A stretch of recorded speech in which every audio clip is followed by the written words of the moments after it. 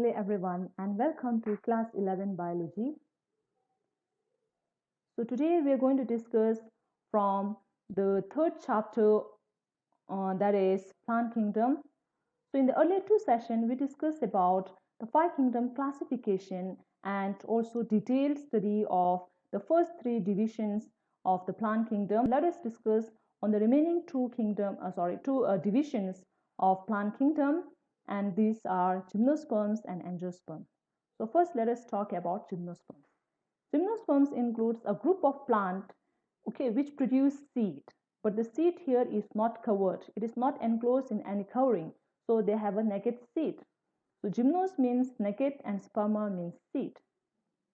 Talking about its external morphological structure, these are usually evergreen trees or shrubs with a special adaptation towards xerophytic condition. So they are adapted to live in a dry condition. And the main plant body is sporophyte, and it is differentiated into root, stem, and leaves. And the stems are usually erect and profusely branched, as in the case of Pinus, or it can be unbranched in the case of Cycas, and they are usually woody and tuberous, as in the case of Zamia. So here you can see here the Pinus, it is branched here, you can see, and this is Cycas, it is unbranched here, and this is an example of Zamia. This is an Zamia where the stems are tuberous. And talking about the root system, the root is a tap root.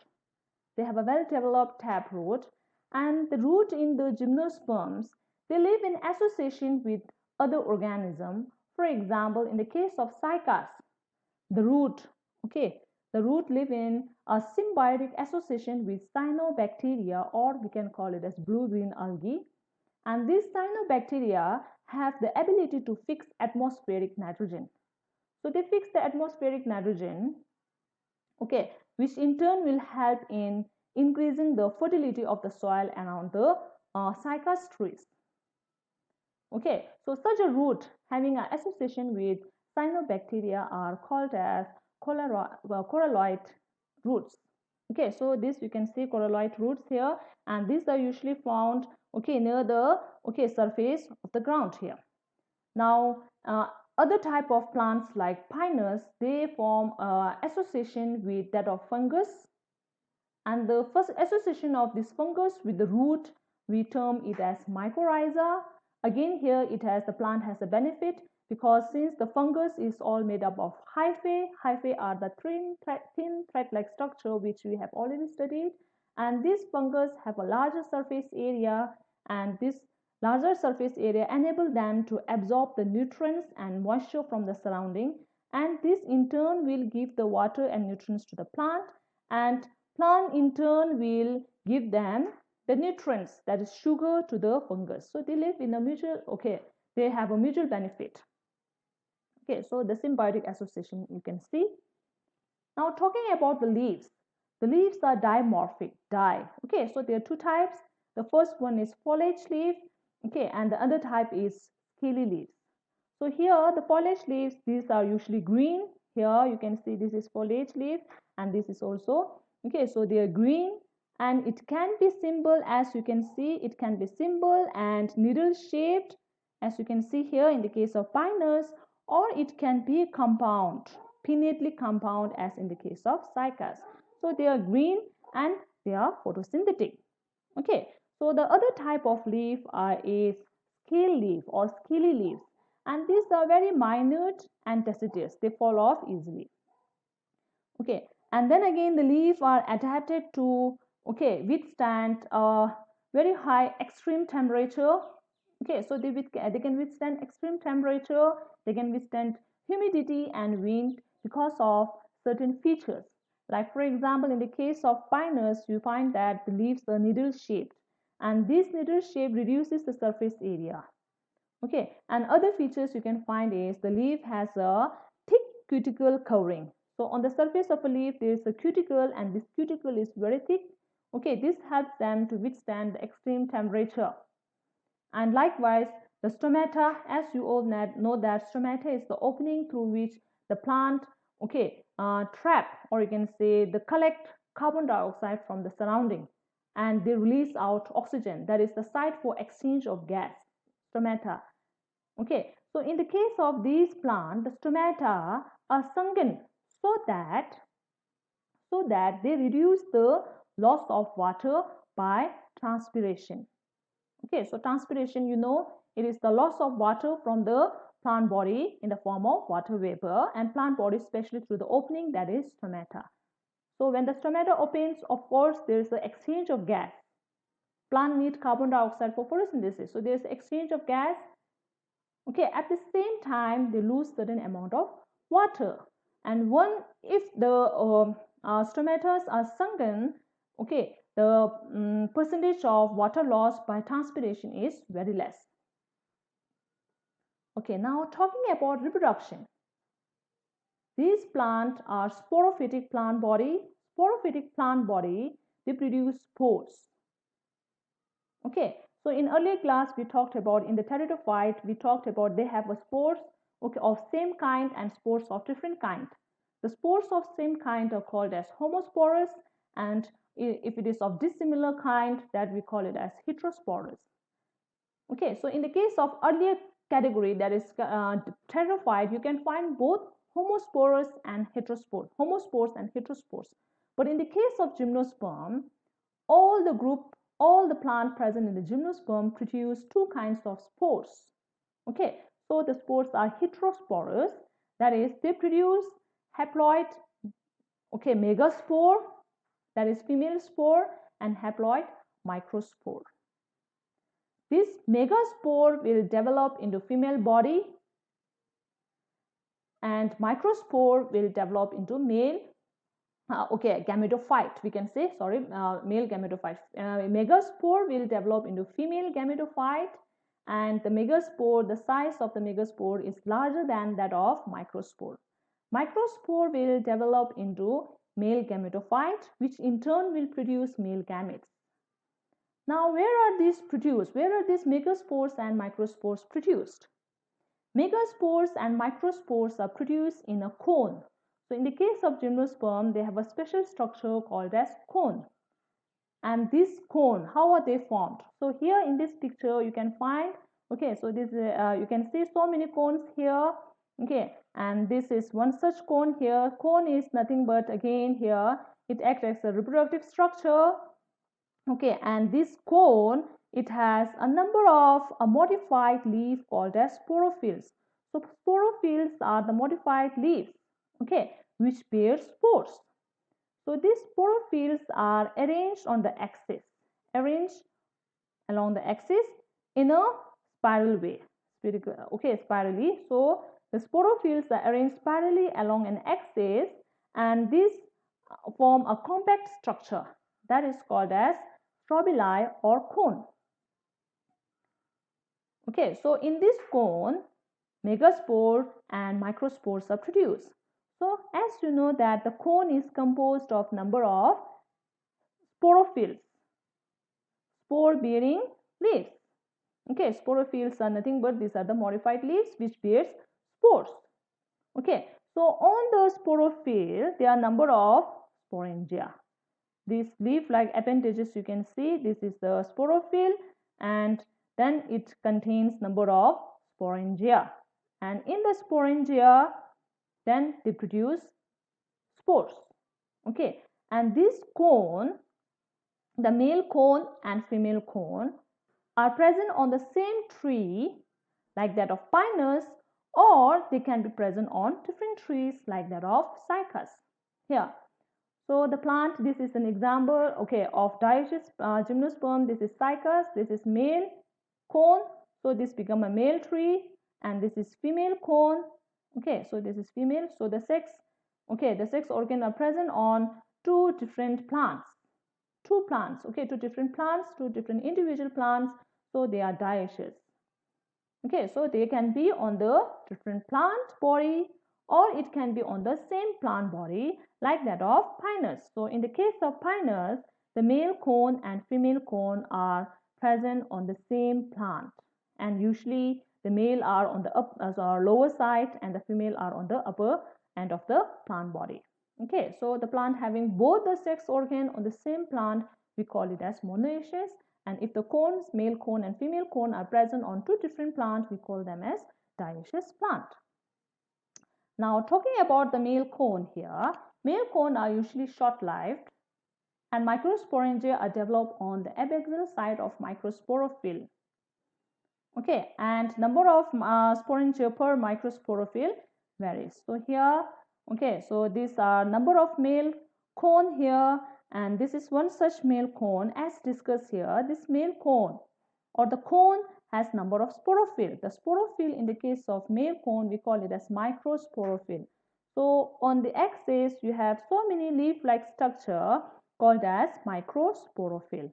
And on each microsporophyll, there are a number of microsporangia. On each, this is one microsporophyll. Okay, so it is okay taken from here. So each microsporophyll has number of microsporangia, and this microsporangia contains microspore mother cell. Okay, microspore mother cell. So the plant body, as we have discussed, they are sporophyte and they are diploid. So diploid means in the plant body, of course, you know that it's made up of number of cells, and in the cell there is a nucleus, and in the nucleus there are chromosomes.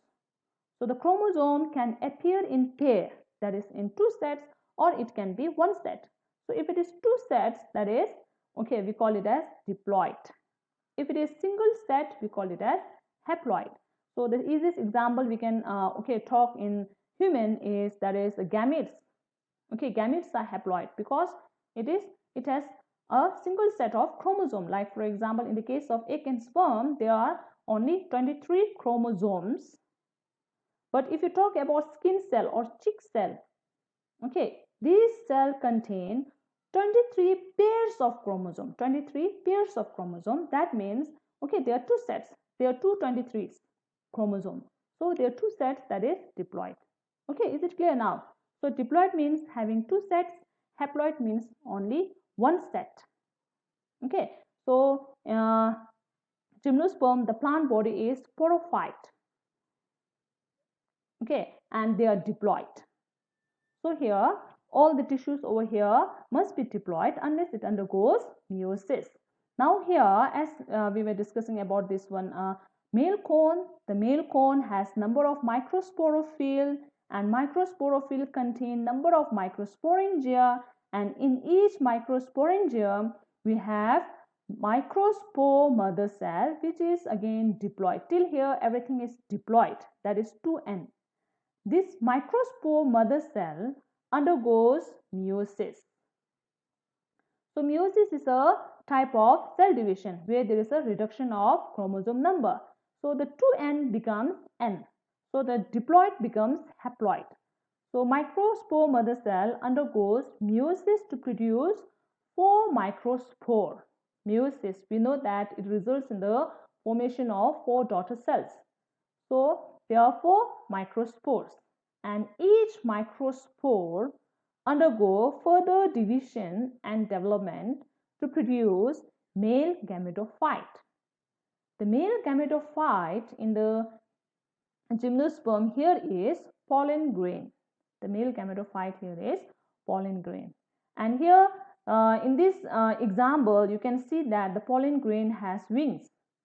So you know the significance of this wings. Okay, that is, okay, it helps in pollination of this pollen grain. So this male gametophyte pollen grain is few-celled structure, okay, which is haploid. Okay, so this gametophyte here, they do not have independent existence. They are in the cones, which is on the sporophytic plant body. Now next is female cone. So again here the cone, female cone will bear megasporophyll. Female cone will bear megasporophyll, and this megasporophyll again are arranged on the axis. And here I have given the example, okay, picture of cycas here. This is female cone here, and these green structures are the ovules, and after fertilization it develops into seed. Okay, so this is female cone of cycas. This is also a female cone of cycas. So as discussed, in the cone there are number of sporophyll, And the sporophyll in the case of female cone, we call it as megasporophyll. Megasporophyll. And if you take out one such leaf from here, it will appear like this, megasporophyll. And this megasporophyll will have megasporangium. And in the megasporangium, there are megaspore mother cell. And this megaspore mother cell undergoes meiosis. Okay, and results in the formation of 4 megaspores. All the 4 megaspores are haploid because megaspore mother cell has undergone meiotic division. Okay, so these haploid megaspore, out of these 4, only 1 will be functional, 3 will degenerate.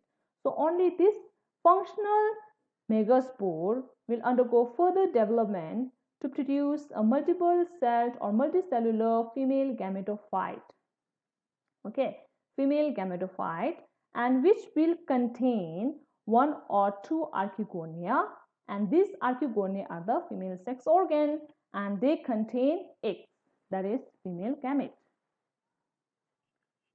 Okay, again here the female gametophyte do not have independent existence. They are on the main plant body, that is sporophyte. So gametophyte is dependent on the sporophyte. They are present on the sporophytic plant body. Okay.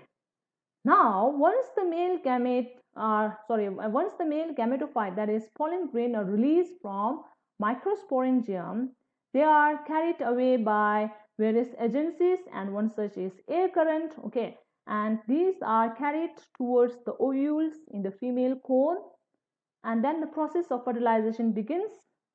So after fertilization, zygote will develop. Okay, that is the fusion of male gamete and female gamete results in the formation of zygote here, and this zygote will develop into embryo and ovule will develop into seeds, but the seeds are naked, they do not have any external covering. So let us look at the life cycle in the gymnosperm. So here, as discussed, so this is gymnosperm plant body, and they have shown the female cone and male cone here. Okay, so this female cone will bear number of megasporophyll, and on the megasporophyll there are megasporangium, that is ovule, and in the ovule there is a in the ovule there are what is that, megaspore mother cell, and megaspore mother cell undergoes meiosis to produce 4 cells, 4 megaspore. Out of that only 1 will be functional, and that functional megaspore will produce archegonium, or we can say female gametophyte. Okay, so they give rise to female gametophyte containing archegonium here. Okay, likewise same thing happens. Okay, that is gamete formation happens in the male cone. Okay, so male cone microsporangiate containing number of microsporophyll containing number of microspore mother cell. Microspore mother cell undergoes meiosis and produce 4 microspores.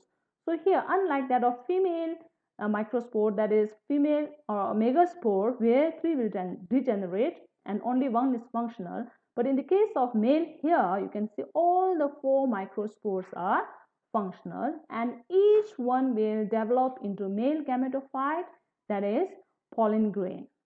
And once these pollen grains are released from the plant, okay, and when they are transferred onto the female cone towards the mouth of the ovule, we call it as pollination. And this pollination will be followed by fertilization. Okay, so fertilization, here you can see from the mouth of this ovule, okay, the male gametophyte germinates here, producing a pollen tube carrying the sperm, and it will fuse with the egg, results in the formation of zygote here.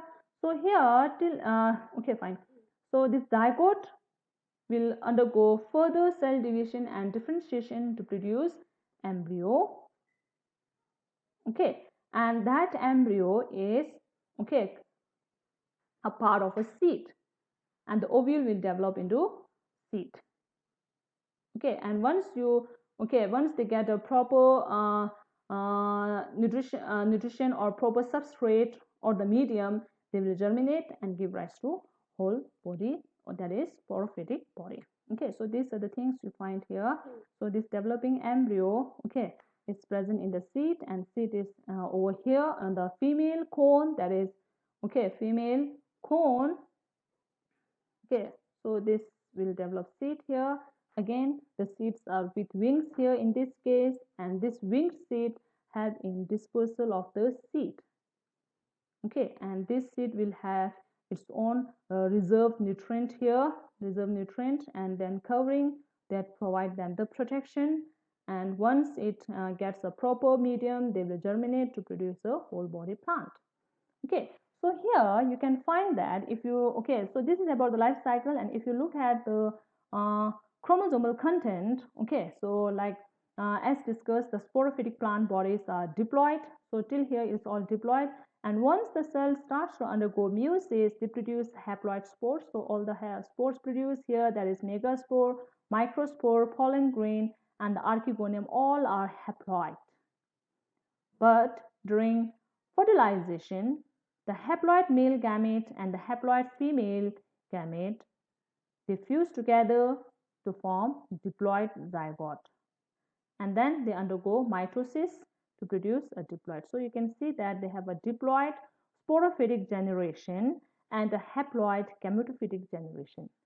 And this haploid gametophyte generation, haploid gametophyte generation, they do not have independent existence. Okay, that is one. So here pollen grain is shown with the wings, okay, which helps in pollination, and this pollen grain has produced the pollen tube, and this pollen tube produced two male gametes, and one of them fused with the egg, okay, fused with the egg to produce zygote.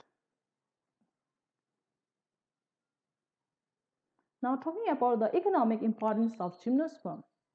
So this gymnosperm, okay, we can have various edible seeds from them. So here some examples you can see seeds, and then we can have okay, we can have prepare bread, and then again these are good source of timber, and this can be also used to make decorative items. And sago again is an edible obtained from various species or a genus of gymnosperm. And here again you can see this plant used in, okay, pencil, and then thuja used in okay, making incense, and then Canada balsam, okay, so the resin produced, okay, these are used in mounting the microscopic slide. And then these are some ornamental item prepared from obtained from the pinus. And then these different species again in the gymnosperm, okay, are used in paper making. And some more examples you can see gymnosperm, that is Zamia, Thuja, Photocarpus, Ginkgo biloba, Araucaria, and Pinus. Okay, so the division, the gymnosperm are further divided into conifers, cycads, ginkgoes, and cnidophytes. Okay, so that's all about gymnosperm. Okay, so gymnosperm includes a group of plants which produce seed producing plant, but the seed is naked, they are not enclosed. Before fertilization, that is ovule is not enclosed by ovary wall, and after fertilization ovule develop into seed, and seed is also not enclosed by any fruit wall.